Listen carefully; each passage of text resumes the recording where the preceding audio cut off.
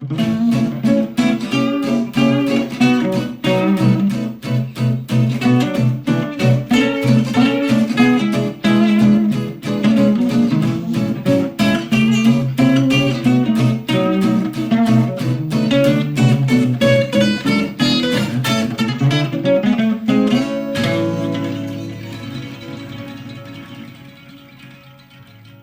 I'm going to be introducing Chris Corcoran.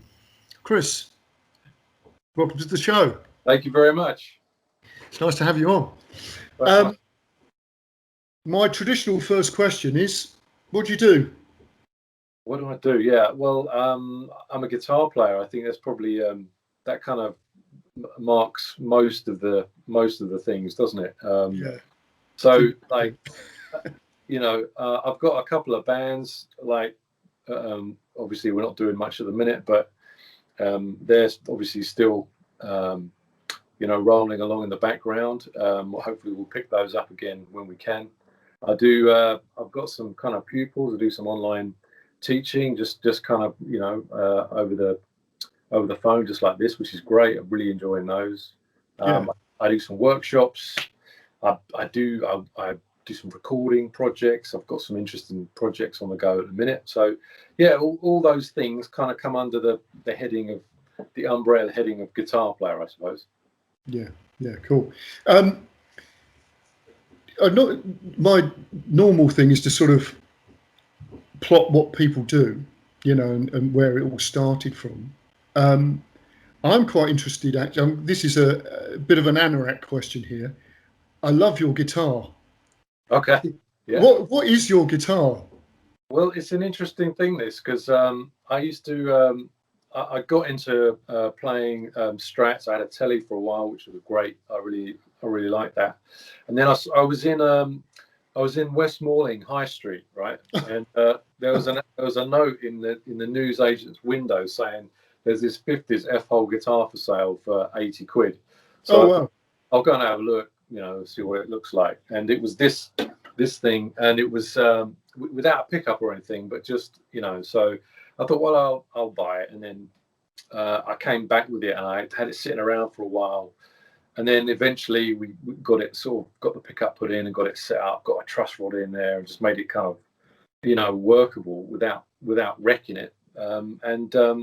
It's been my kind of go-to thing ever since. It's quite, I use quite heavy strings. It's quite there's only one pickup, which is right on the neck. So it's quite a bassy guitar, but you kind of adjust your playing and your amp settings and stuff to cope with that.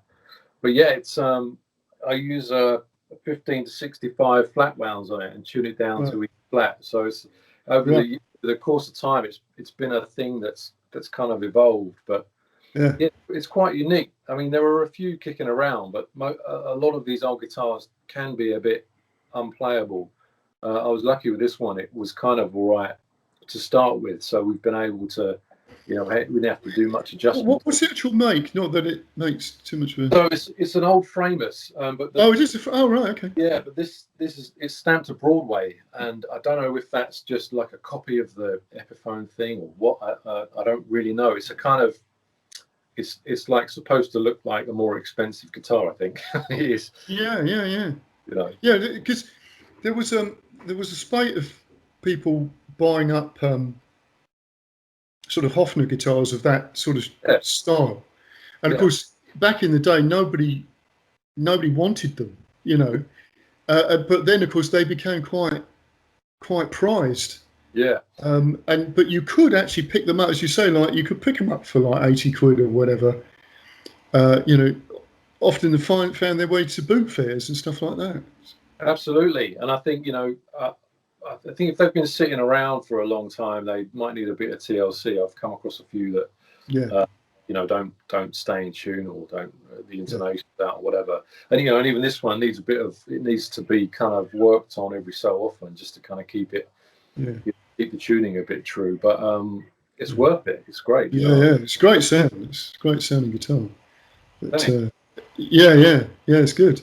Anyway, let's get back to how did it all start then? So when did you realise you were interested in music? Let's after we've done our anorak bit there. Okay, right, yeah.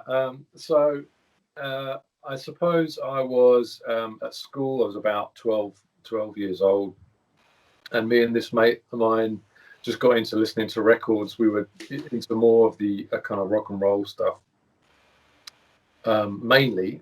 So that's the kind of thing where you can pick up a guitar and you knock out a Bo Diddley beat with an E chord and stuff like that. It made you think like you could do something, which is great, and I still love that, So that's how I got into it. But like over the course of time, I guess I've kind of like investigated different genres and different types of music and all that kind of stuff. But I still come back to being when I was not long after I started playing, I have one of these kind of little cassette recorder things where you could like record 3 or 4 tracks and bounce them over and then record a couple more, So I used to make little instrumentals when I should have been doing something a bit cooler, I think. But that's what I did. And so I would make these little instrumentals up, being a 16, 17, 18-year-old kid. That's what I did.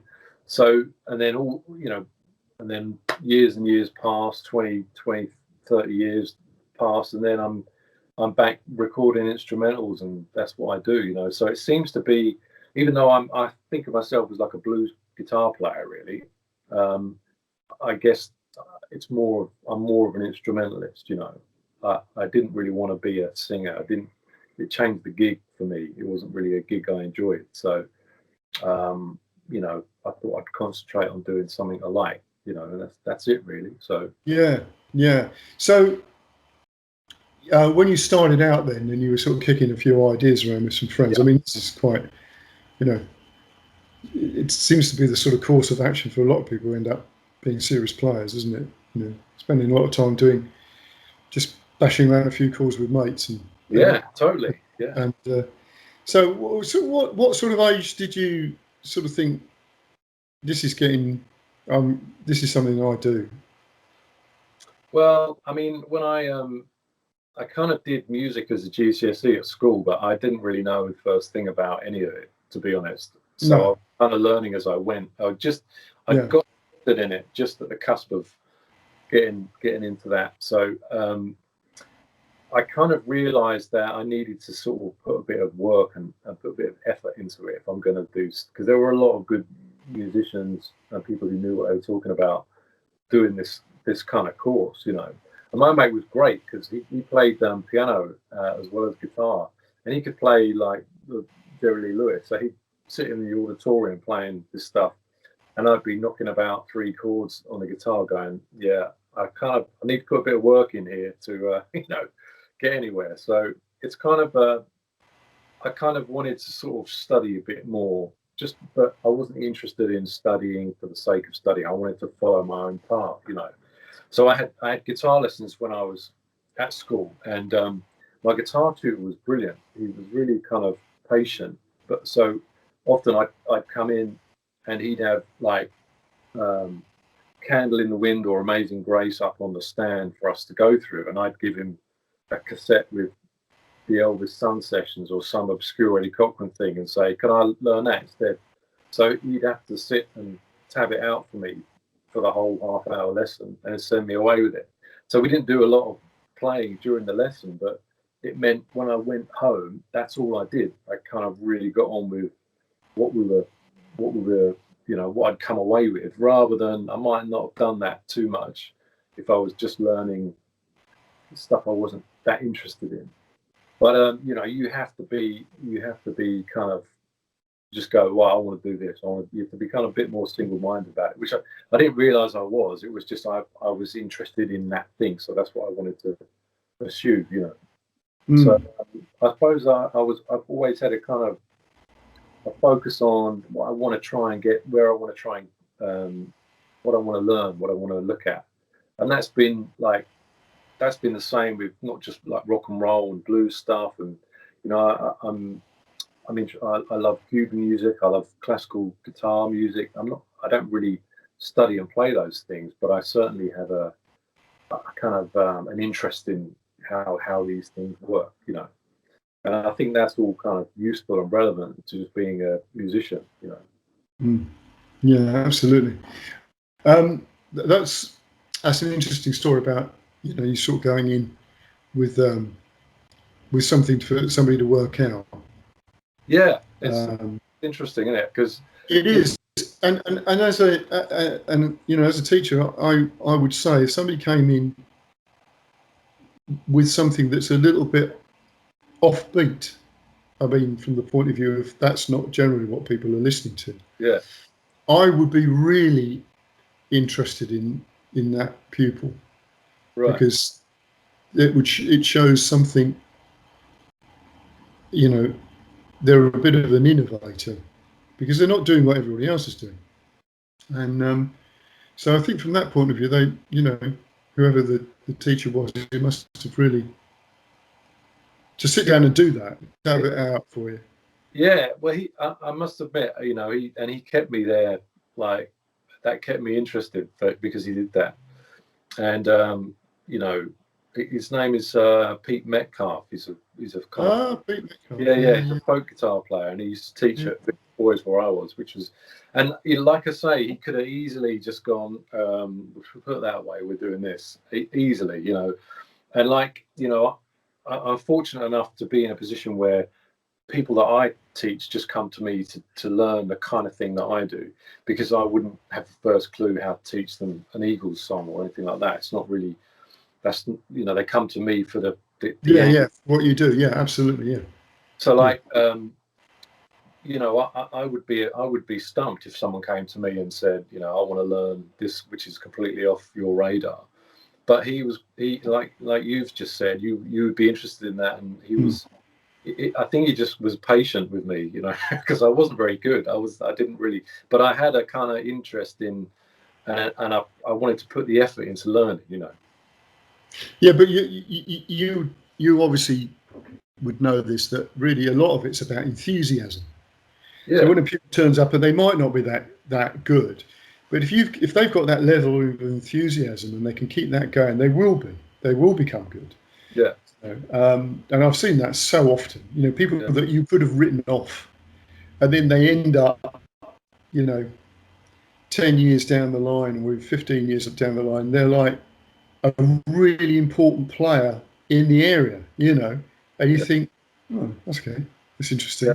yeah, Um, even people who, because I teach singing as well, I don't do so much of that now, yeah, but I've had some people come along that really you think, you know, yeah, might be an idea to try something else, and they stick at it, and then suddenly it clicks, and they can, you know, they become really good performers. They write their own songs and stuff like that, and they end up with a great voice, and you think, I didn't hear that, but that perseverance brings it out, and I think that's one of the things that, you know, especially nowadays, it's all a little bit too easy. You know, it's too easy to find everything now. It's all on the internet, and you know what I mean. There's no struggle, is there? You don't have to sort of twist somebody's arm to tab out something for you, or whatever. You know that's what I mean? true. That's true. You know, I could have just been sitting. You know, I'd have been sitting on YouTube all the time. And is that a good thing or not?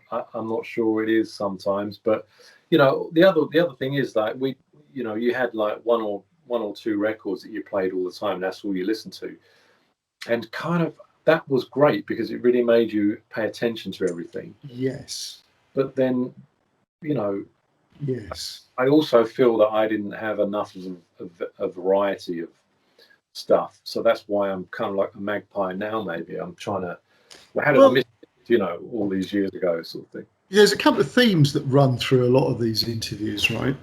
Particularly with people who are musicians. But I found this also with people who are artists and people who are potters and stuff like that.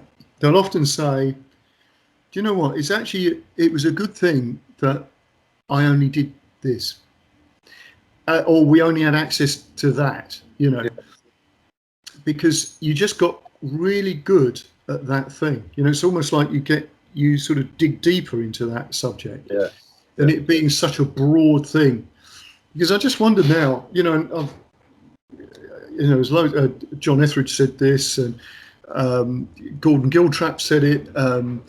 You know, the same thing that, you know, you had to work something out off a recording, or you had to find somebody who knew that thing, you know, and now you can just go on and there's somebody who's giving a lesson about how Wes Montgomery played whatever it was, or, you know, and the trouble is that you don't spend that time, you know, the hours of, and the sweat, trying to work out something. I agree. And you know what I think is, it's like you don't have to make a load of mistakes to learn something anymore, because you just get taught the right thing.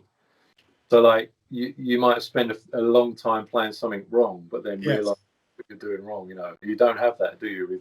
And the thing that John, this was actually John Etheridge, I think, who said this, because I totally get this, but it's actually the mistakes that form your way of playing, right? Yeah. And because, you know, as a story, I used to work out things off records like everybody else did, and I did a Roy Buchanan track, an instrument called Tribute to Elmore James, and I had the whole thing down apart from 4 bars, and it drove me mad. And in the end, I had to just sort of think, oh, he's sort of doing something like this, and I just made it up. And it bugged me for ages until I realised that actually that was the only bit that was truly me, if you see what I mean. Because everything else was like, well, he did this and he did that, and then I had to be creative about this bit that I just didn't know what on earth he was up to. And he was doing something like bending strings beyond the nut or something, you know, and I couldn't get that in my head around what was going on. But I think that's the point. The mistakes that you make are actually as important as the bits that you've just cribbed off of somebody else, you know. It's true. Even more so.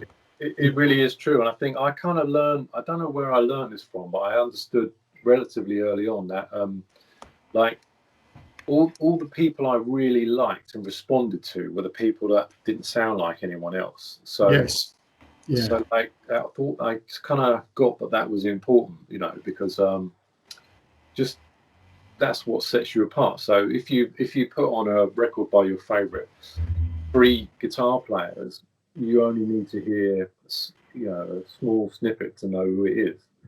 And that's like, how do you get to be like that? And that's the kind of journey, rather than being amazingly technical and be able to do everything. That interested me more, I guess, than learning everything. But that's my excuse for not learning everything anyway. Well, yeah, but in actual fact, that is such a good point, because there was something I run this, well, when we're not under house arrest. I run this summer school called Blues Camp. And the idea is to get, obviously, people playing in a band and writing songs, and the idea is to show them the sort of tricks of the trade, and, you know, the shortcuts to, you know, what are you actually listening to when you're in a band, you know, this type of thing. And you know, it's a revelation to people that have never done that sort of thing before. And to set this up, I went and did the Jamie Aebersold summer school one year, because obviously that is, as you their stuff, right? And because he's been doing that stuff for years and years and years. So I turned up at this thing, and just because I wanted to get the sort of template of how he did it, not sort of copy it, but get sort of an idea of a structure for what I thought we could do, right? So there was a guy called Corey Christensen, who was a guitarist, a sort of bebop player, really great player. And his dad was Mike Christensen, so, you know, and then his best mate was Jimmy Smith and all that lot, you know, all the sort of top sort of bebop players and stuff like that. So he was saying that if you analysed the playing of somebody like Grant Green, he said, really, the guy's got like half a dozen licks, but of course it sort of, you know, he does this with it and then he does that with it, and it just keeps going. And it made me think of a film of Clapton, you know, the Albert Hall gigs, and somebody does might be in Alexis Corner, or somebody does an interview Yeah. And Clapton sort of goes, well, I've got like half a dozen riffs. You know, that was the sort of thing. And when you put that into context, you think, hang on a minute, there's something going on here. That there are these little key things in somebody's playing. You've only got to hone in, like you're saying. You only need that thing there. Just hone in on that. What's going on that makes that sound? You know, the George Benson thing, or you know, or the you know what I mean, or the Hendrix thing, or whatever. And just sort of have a look at that and see what. Not necessarily to copy it. Well, you could copy it, but the idea is, what is it that makes that happen? And then, you know, sort of instead of just learning, you know, 15 guitar solos by whatever, you're getting in there and just picking out the sort of nuggets of stuff. Totally. And you know, I think even just if you think about someone like Bo Diddley, like he just tuned the guitar so he got a sound, and then he didn't even almost need to know how to play like too much to get his thing, and that's much more important than you know, learning a load of stuff like everyone else, in my mind. But yes, no, I agree totally, because I say the same thing about John Lee Hooker. Completely, yeah. I'd much rather listen to him than someone that knew all the answers to all the theory stuff. But you know, having said that, as when I teach now, I spend a lot of time making sure I'm backfilling the information I might have missed. So if you're telling someone how to do something, you need to know the reasons why, and so it's kind of it's a two-pronged thing for me. I think I'm old enough now to be interested in why all this stuff works, whereas before I just wanted to play. You know, yes, maybe that's what. But in actual fact, that's probably the best way. Instead of like how we would learn a language in a school. Yeah. You know, you wouldn't learn a language like that in the place itself. You would just learn the language. You just learn to speak it, and then afterwards you try to fill in the grammar and all the rest of it. But the education system tends to work the other way around. You know, we get the grammar before we get anything that we can actually really use. Yeah, that's true. And I would say the same thing with music. You know, if you're playing and bashing those same chords or whatever it is, or learning how this sounds better with the drums like that than it does if I did this type of thing. And then after a while you start going, oh, this is interesting. These are the same chords keep cropping up. You know, what is that? And so on. You know, I think that's an important bit actually. So when did you start getting the sort of key players coming? Because you've already sort of mentioned Eddie Cochran and obviously Bo Diddley and everything. But I pick up a few sort of Barney Kessel type influences in your playing. Yeah. Who's a guitarist I was lucky enough to meet actually. Wow. Many years ago. Yeah, I know. That was like, well, it was like meeting some sort of god. Yeah. Amazing guy. Great mind as well. Yeah. Great thinker. Now, there was this thing called the Effective Guitarist that was run by, I think it was Maurice Summerfield, is it? He used to run there's a shop up in Newcastle. Okay. He used to get him over to do this 4-day course, and I went on it, and it was like, oh wow, that was fantastic. Oh, it was just unbelievable. Well, it was the notes that I took in the book, right? They're like my sort of tablets of the 10 Commandments type of thing. You know, it's got a hallowed place in my house. I don't read it very often. It's just like this was in the presence of Barney Kessel. Yeah. Barney said this, but it was amazing stuff. You know. I love what he does, and I think you know, so I got from the rock and roll stuff, because Eddie Cochran played some blues stuff. He played that really well, and so that got me into blues, and you know, all rock and roll is based on blues progressions, all that kind of stuff. So all of that, it was all kind of the same kind of to me. I didn't really think too much in genres, you know. Because Eddie Cochran was playing Ray Charles stuff and whatever else. So from there you get rock and roll, blues, you know, early soul stuff. You know, James Brown's early stuff is just it's blues, you know, in a way, just with a different kind of vibe. And I sort of see all that as the same. And the same thing as like those Charlie Parker recordings that Barney Kessel's on, a lot of them are just kind of blues jams. You know, he'd come up with a riff in the studio and they'd all play. You know, like Relaxing at Camera, like something like that. Mm. And so I see that as all kind of very sort of part of the same sort of thing, really. And I suppose that's how I kind of look at it. So when you've got like a spread like that, you've got lots and lots of different people within those genres that you kind of get into. And my first step, really, I was into Eddie Cochran for a long time, and because he did his kind of Elvis stuff and all that, but he also did a lot of different kind of things, and that sowed a seed for me to do as well. But then I got into the blues thing, and then my first step into that really was listening to Stevie Ray Vaughan. Right, so the first thing I ever heard of his was Scuttlebutton from Couldn't Stand the Weather. I bought it with that, and I just thought, I had no idea what is going on here, but it's amazing, you know. Yeah. But he was great, because when you study him, every article and every guitarist thing you read about him, he always said, I got this from here, and here. And I think that's really important, because it's like he was a melting pot, and that can only be a good thing to draw all these influences from everywhere, you know. And then from him, I got Jimmy Vaughan, his brother. I love what he does, and just like all sorts of things. And then you move into jazz, so they were into Kenny Burrell and all that. So that's you know, and that opens the door through to Barney Kessler and Grant Green, and you know, even the earlier guys, people like Tiny Grimes and Bill Jennings, who played with Louis Jordan, and also the great Hammond players like Jack McDuff. He does great stuff.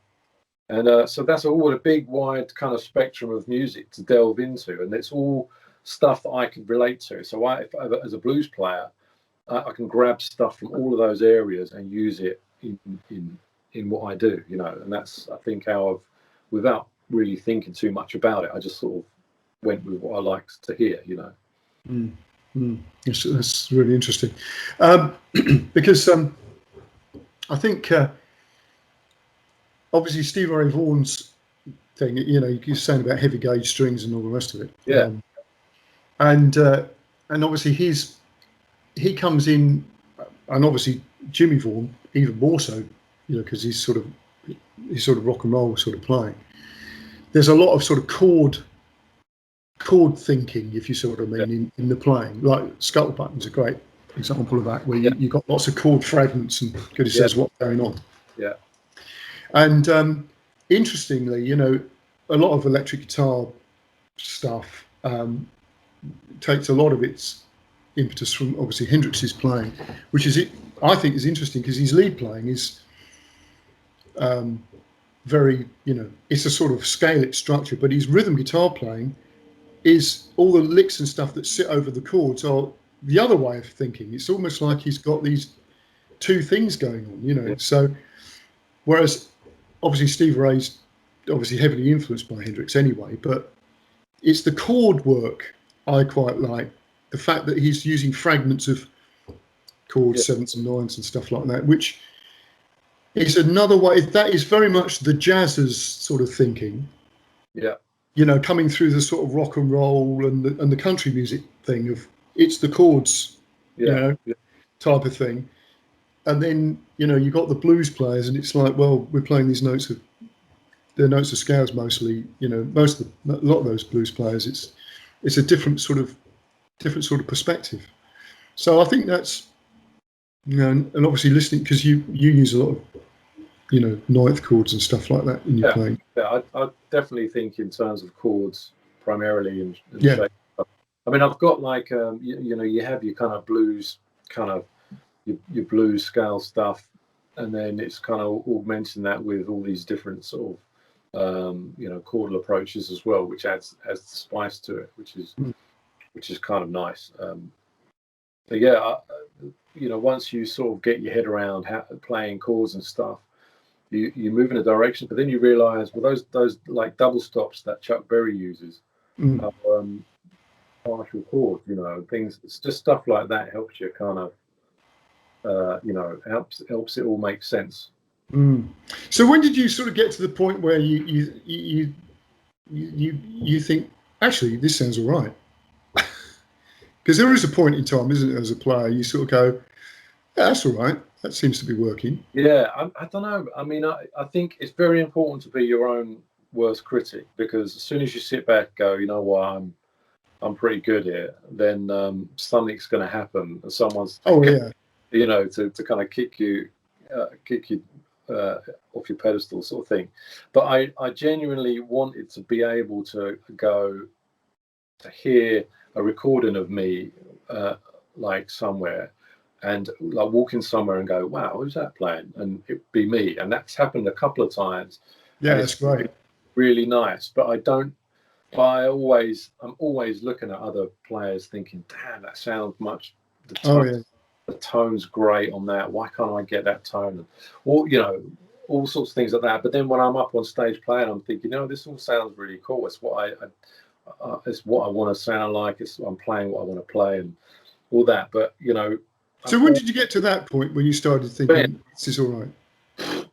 yeah, not for a long time. Not for a long time. I was always very self-critical, and I still am to a degree. But I've got more confidence now, perhaps, than I used to have. But I'd say I'm still. I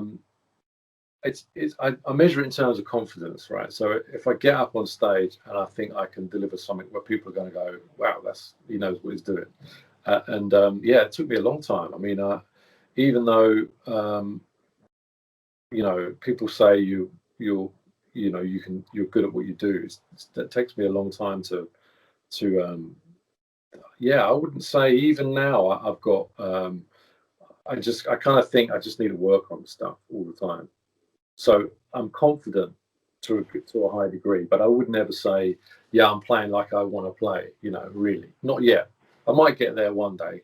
Do you know that again?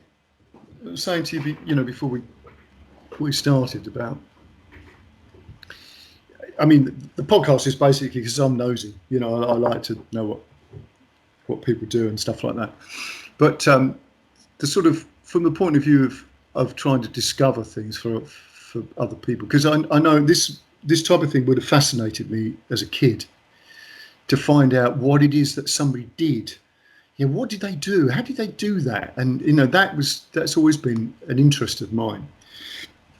But when I talk to people, it's quite common that you'll speak to somebody who's like really just amazing, and then all say the same, like you've just said.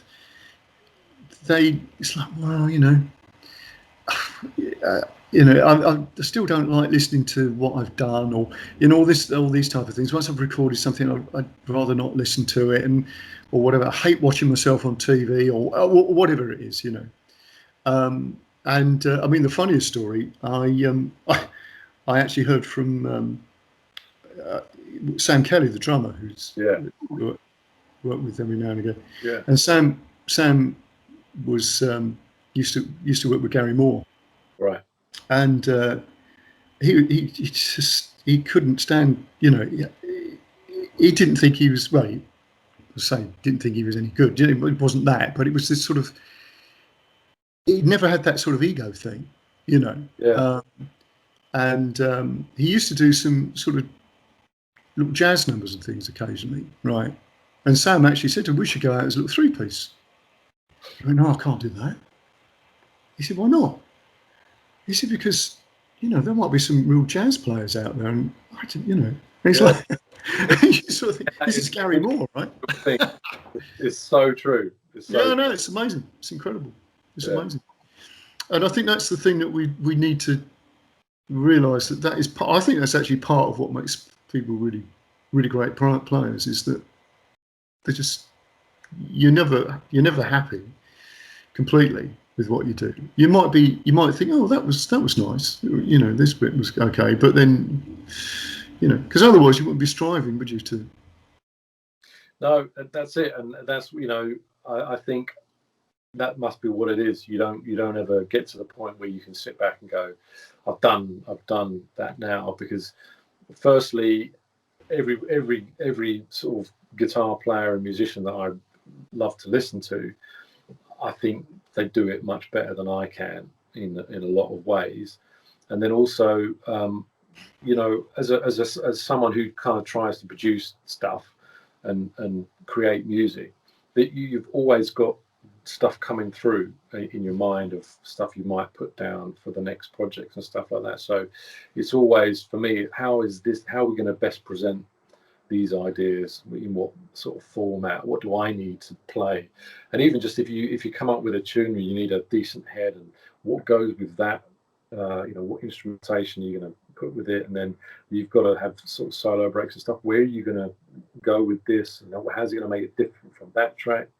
And especially as like an instrumentalist, that's kind of tricky, you know. That's not easy. So, but I relish the challenge of that, and it's a case of, so it's up to me to. I don't necessarily need to play the better than anyone else, because I can't. But what I can do is put my own kind of thing forward, and that's all you can do. You know? Yeah. So when you started sort of gigging then, yeah. What was the sort of lineup? It was presumably not the sort of lineup you got now, because you got brass and everything, haven't you? So yeah, well, I mean, I was a guitar player in bands for a while. So I played in a little covers band when I first got started, and then I had a little blues band, local blues band I was playing in, and then I was with a harmonica player called Wes Weston. I was with him for about 10 years. We play just like you know, the Chicago sort of style, but like, you know, T-Birds kind of stuff. yeah. Well, it was, you know, Little Walter and Sonny Boy Williams and all that. So I learned how all those guitar players worked with harmonica players, and that was a really good lesson, because I was really into Jimmy Vaughan at that point, and so the way he plays on those Fabulous Thunderbirds things is great. So I did a lot of that to get kind of confident in how to be. But, you know, always through there, I was kind of thinking of my own thing, and I just kind of started doing little local gigs in Pizza Express places and things like that, just with the 3-piece, just doing all blues instrumental stuff, and not really thinking anyone would want to do it. I mean, I remember sort of asking around with concern, thinking they're just going to think I'm stupid because there's no front man as such to what we're doing. It's like we're just going to be noodling away.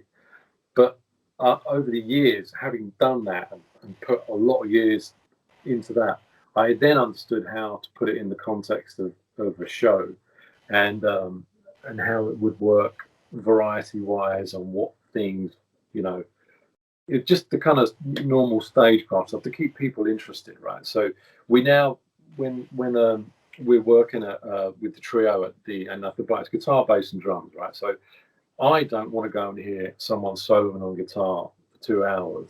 I mean, you know, and it's me. So like, what do we do? How do we construct the set? So you do set piece numbers where there isn't a solo. It's just a kind of piece where you all play together.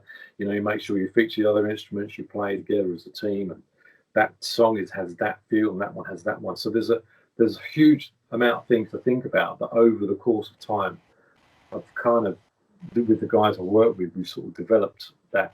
And then for the albums that I did with the 7-piece, it was just even easier, because, you know, they're great musicians, and then we put the set piece together. We take turns for solos and stuff, and it's live, it's a bit more relaxed because you can extend out a bit. But certainly, in terms of what feels are going on and how the set's shaped, you know, it's just kind of like you would do normally when if you have a singer in the band. You know, you don't play the same kind of thing all the way through, do you? The ebbs and flows, and it's just the same really for what I do. You know. No, it's interesting, because you were saying about Pizza Express. I mean, there used to be a really good Pizza Express in Mason, didn't there? But unfortunately, you know what? The weird thing is, we were the last gig. So my big band, we did this. It was the Sunday in March, the 16th or something, and then everything went down the toilet, and then it shut. So we were the last gig. Amazing. There, you know, and we'd played there for a few years, quite a few years, and it was great. and I loved it every time we went there. It was just a really nice vibe. So It was nice, yeah, it was. I used to play there. Yeah, and, a real shame, but you know. Yeah, yeah. I mean, yes, over the years, I mean, so yeah, yeah. I mean, as I say, I don't quite know the shape of things. Obviously, when we come out of all this, what that's going to be like, I don't know. Have you got any ideas like that, or are you just sort of thinking, well, it'll be what it'll be? I guess we're going to have to see what's what. You know, I mean, it's always been more tricky for me to pick up gigs because we don't have a singer, so places are less likely to book you anyway. So I can see that. I mean, I've got my kind of places that I've got good relations with anyway, which will still work. But like, I don't know. I think but the shame of it will be that I think there will certainly be some musicians who aren't doing what we do anymore, just because they haven't been able to. You know. No, no. That's a shame. You know. Yeah, I think that's. I mean, when this started, I mean, it was strange for me because I'd had about a little bit of ill health the year before, and I'd had a heart attack completely out of the blue, followed by a stroke. Right. And yeah, I mean, because there's nothing really off me, really, to be honest, and it wasn't exactly the sort of person you'd sort of go, right, okay, you're in the sort of danger zone for it. Yeah. Sure. But what it actually made me do is to sort of restructure how I was doing my work. And so I was like a year ahead of everybody else. Yeah, sure. So when this all kicked off, I already had my lot having lessons online previously. Yeah. So it was like, oh, we're back to plan B. Yeah. That's where we are. Yeah. But it really made me sort of stop to think about what I was doing with things like playing. And I hadn't sort of, like when I was younger, it would be gigging every bloody night of the week type of thing. But yeah. I'd stopped doing that a long time back. But I was already sort of looking at things and going, well, this is a bit of a tricky one. And when this sort of happened, I started to think, well, I'm not quite sure, I don't think anybody knows how, what shape anything's going to take. But everything's sort of predicated on cramming a lot of people into a small space, if you see what I mean. Yeah. Whether that's air travel to getting people on a train to, getting them into a venue type of thing. I mean, things like Pizza Express was a different thing because it was that. And maybe that type of old style way that gigs happened, because I told you before we started, I just did an interview with Dee Dee Wild, Pan's People. And because she tells these stories of things, of meeting people, and it's like the big names. But of course, in those days, you could see the big names in small places. Yeah, sure. And we've sort of lost touch with that, where you could literally go into a bar and they'd be there. Yeah. Playing, and maybe there's something in that. Maybe there might be some way of getting back to smaller, more sort of intimate type gigs where you haven't got so many people, and things are a little bit more spread out.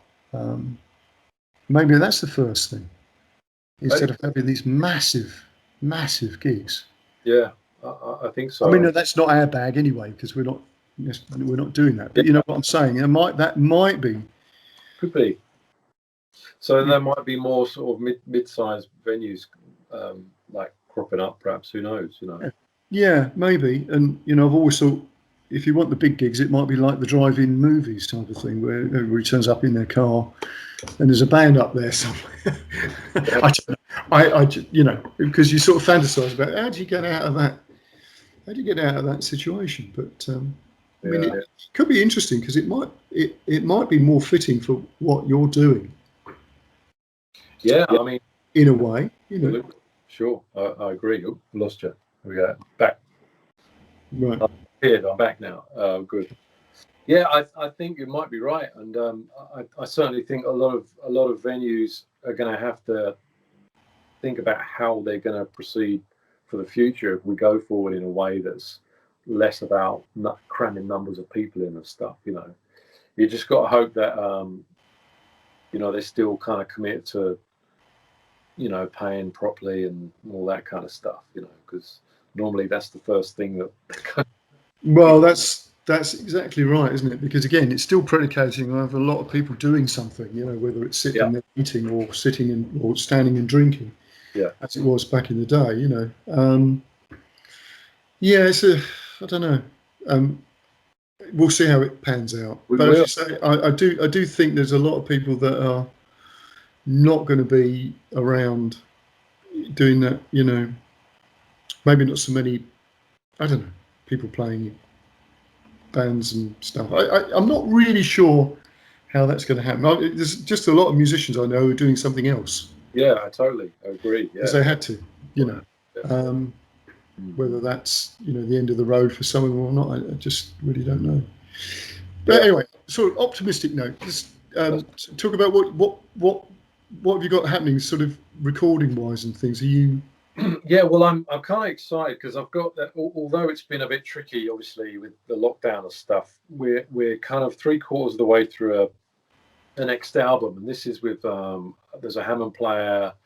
Sort of drums and percussion lineup to most of it, and as well as a few kind of other things, recording in sort of a couple of different places. But that's going to be nice because it's all based around the tracks are inspired from the text of Dante's Inferno. So wow, yeah, cool. They've all got titles, like mad titles, and great. It's all original stuff, and it's all kind of fun. So that. Why Dante's Inferno? I don't know. It was something I thought of, and I thought it might be cool. That's literally about it. Yeah, that sounds great. It was when I started looking into it. I thought, you know what, this is fantastic. So you've got like titles. We've got like the twang of rage. I mean, as a guitar player, you can't overlook the twang of rage as a song title. That's like exactly telling me. Absolutely. Anyway, there's stuff like that, and that's great because we've got like one more session to do, and then that's pretty much going to be ready to go. And there's a guy I know who's he produced a film about library music a little while back, and he's a great percussionist as well. And we've been doing stuff. I've been playing stuff, recording it on my phone and sending it to him, and he's been like planting it in these kind of pieces of music. So we've been able to. We haven't even had a conversation on the phone. It's all been message. Here's my ideas. Where's your ideas? I'll send you some stuff, and I'll record it, and then send it to him, and then it appears in the track, and then we. So it's a very different way of working to the stuff I've done previously, where everyone's been in the room at the same time, put the song down. And it kind of takes me back to what I used to do when it was just me and I'd layer stuff on top of each other. And I kind of love both ways. Yeah. It's amazing, isn't it, how things come back on themselves in strange ways like that. Yeah, absolutely. And just like I say, we've been chatting about this for a while. And then through the lockdown, I guess, I'm not out all the time and he's probably got more time. And just suddenly these kind of things starting to happen, but it's making me think very out of the box on a lot of the things that I would normally do, and that's good for me. I really think that's very important. I think this is the type of thing that maybe we're sort of getting at with the previous thing about what's going to be happening in the way that we think now. Maybe we've already started doing it. Who's the guy that you're doing that with? His name is Paul Elliott, and the film he made was called the Library Music Film. It's available on DVD and stuff. It's really interesting. So it's about all the guys who played on all these sessions during the 60s and 70s and produced like all of the music and think what that. Yeah. It's a great thing, and so that's what he's interested in. Right. So I've done some music for like music libraries and stuff, and I've got some links in with those kind of places which have been which are good and interesting, and it's another, albeit it's not like something you're going to be able to retire and go on a cruise with. It's kind of useful though, as and when it comes through. Yeah. Little stream, Yeah, so that's kind of important. And the other thing that I'm doing as well, which I'm really kind of excited about, is just before the November lockdown, I've done a couple of monthly workshops at the Ain't Nothing But in London, which has just recently changed hands, and the guys have been through all of this kind of COVID stuff. They've managed to make when bars open and stuff, they've managed to make it all safe and everything. But basically, I'm on the stage and I'm playing and doing like a workshop. So you get guitar players turn up and it's all spaced out enough, and they sit down and I go through some ideas and we have a chat. And so that's really cool, because being able to I used to run those at my own house, but having a venue that's behind that sort of concept is really cool, because that's really good. It doesn't occur that often, you know. It's maybe it occurs during festivals and what have you, but not monthly. This is what we're doing. So they're cool. It's really nice that they want to do that, you know. Yeah. I think that's interesting, because where I've sort of ended up with a lot of this stuff is like, well, you know, what can you use music for, type of thing. Yeah. You know, obviously from an educational point of view, that's obvious, but there are other elements in it as well. It's like, you know, from a point of view of art, you know, what is it that you can do with this stuff? So, you know, like, as an example, you know, getting kids to write songs, and it's like, well, yeah, if you could record this and send this to your Auntie Flo, type of idea, you know, she'd probably really like that. And of course, it hasn't actually cost you anything. Yeah. But that's probably of more value to your auntie than you trying to, you know, buy her a bottle of perfume if you could afford it, type of idea. That's typical, isn't it? I said the traffic's been building up since we've been talking. I said it's been ever so quiet. And anyway, so but yeah, so I'm sort of encouraging kids to sort of see another way, and people another way that music is of value, you know, just thinking outside the box. And again, going back to what you're saying about, you know, maybe encouraging venues to do things like that, as well as, you know, instead of it being the sort of thing you do in a, you know, like a festival situation, whatever. We just have to think very differently. And I think there certainly would be up for ideas, really. Yeah, it's really good. So just to sort of wind up, it's always difficult this when people perform and whatever, to say, so what else you know, it's like, I'm doing this tour next year. But when it first started off, I interviewed a couple of classical players, and it was like, well, all the concerts I had lined up for this year have been postponed to next year, because obviously that must have happened again. So but with your recordings and stuff, I'll put some stuff in the show notes, and one of you, about where people can get your stuff. But is there anything you want to particularly direct them to? Because I know you've had articles in the Guitarist Magazine and stuff like that, and other things that presumably on YouTube.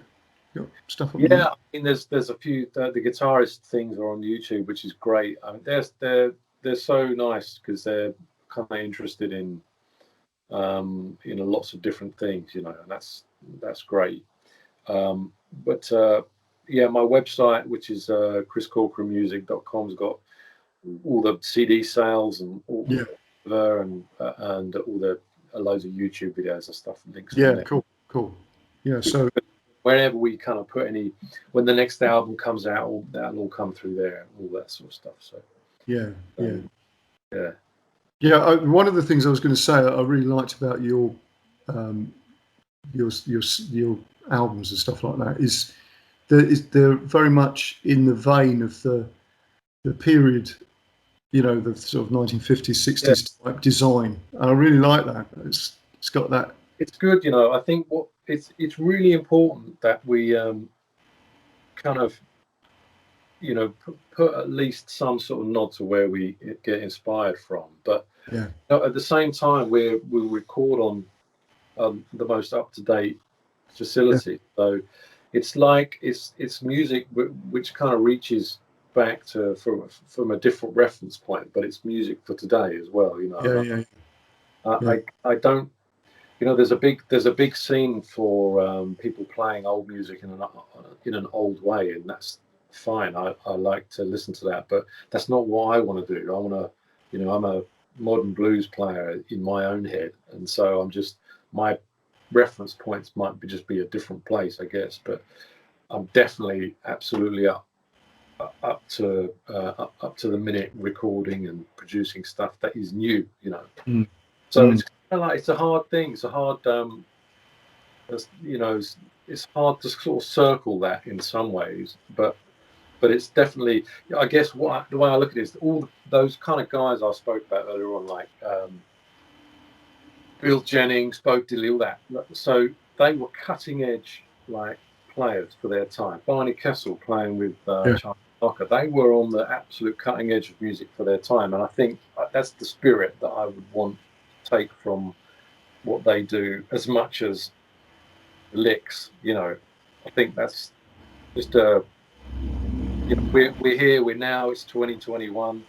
This is what we're going to put out. You know, I think that's the way I kind of see it. Really, I don't know. Yeah, no, that's a good point. Actually, I would just pick up on that, because that's a bit of a gem. There's I think you could point to certain players who obviously had that ethos about what you mentioned. Stevie Ray Vaughan. I mean, that's a good example. Yeah.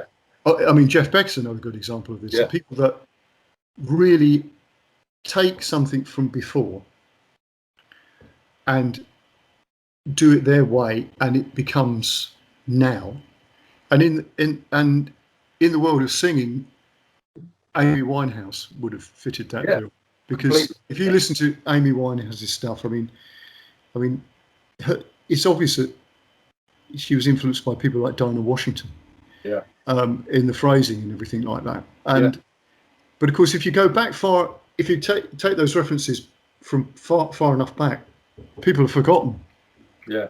So you sort of turn up on the scene and you've got something that's like, you know, and I think that's an important thing, instead of just copying something that's now. That's true. That's true. And, you know, all great artists can't do that. Not that I'm saying I'm a great artist by any stretch of the imagination. Yeah, but I think you're absolutely right. Same ethos. I recognise the approach, and that's what I try and do, whether it works or not. But well, like, I think it does. I think it does work. Thank you. That's great. Well, thanks, Chris. That was brilliant, and you know, wish you all the best for what you're doing. Thank you, mate. So, you've got some great ideas and what have you, and yeah, we'll see what this new year brings. Sure. Well, keep in touch, and we'll see what happens. Well, we're not far away from one another, so it's should be able to cross paths at some point. That'd be nice, mate. I'd like that. Great. Yeah. Thanks ever so much, Chris. All right, nice one, Vic. Take care, mate. See you later. Bye. Big thanks to Chris for his time, and obviously check his stuff out by following the links in the show notes. And yeah, until next time, see you then.